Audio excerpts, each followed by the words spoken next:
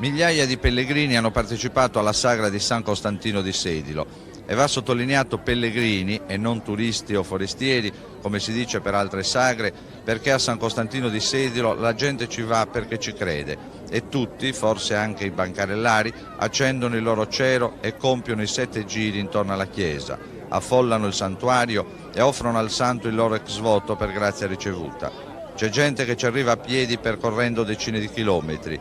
C'è chi per un voto ci va da decenni e da generazioni ed anche l'Ardia la si corre rischiando l'osso del collo per una convinzione religiosa, per un omaggio a questo Costantino imperatore fatto santo dalla gente e mai santificato dalla Chiesa.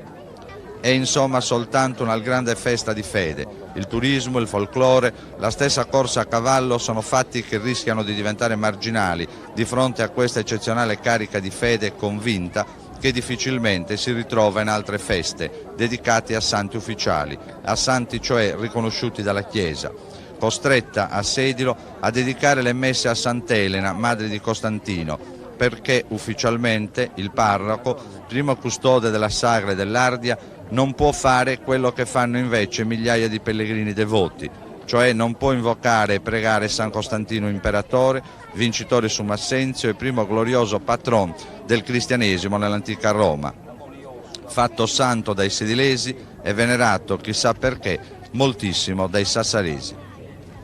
Vengo da Porto Torres. Ecco, vabbè, sempre dalla zona. Perché San Costantino ha tanti devoti nella città di Sassari e nei dintorni? Perché è una tradizione questa. Ecco, da sempre, ma cosa c'entra San Costantino di Sedilo con Sassari? Perché la gente... Perché da tutta la provincia vengono, da tutta la Sardegna. Mai? Soprattutto però da Sassari, perché? Non da Cagliari o da Carbonia, poniamo da Iglesia. Quello non glielo so dire, noi siamo molto devoti, dico la verità. La sua famiglia non è veniamo sempre, però veniamo mio cognato per esempio viene ogni anno. Quasi, c'è la promessa. E questo San Costantino si dice che non è neanche santo poi. Così dicono, però... Ma lei ci crede? Io ci credo. Secondo lei fa miracoli? Ne ha fatti. Per esempio nella sua famiglia ne ha mai fatto? Sì, anche nella mia famiglia. E lui suo cognato? E lei viene ogni anno qua? Io vengo tutti gli anni ed è evidente che il miracolo non lo fa San Costantino, ma lo fa la fede della persona che viene qua.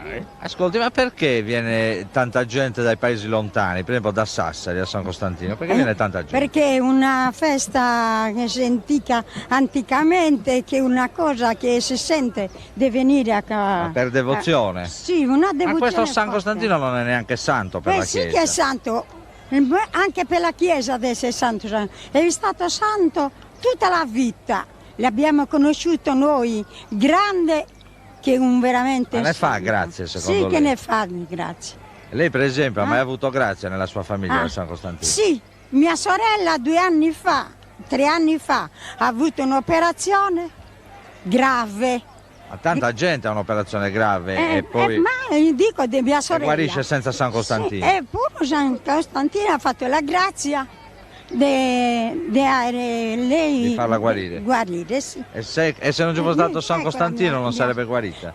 Ma con la forza del Signore, che abbiamo la fede con Dio.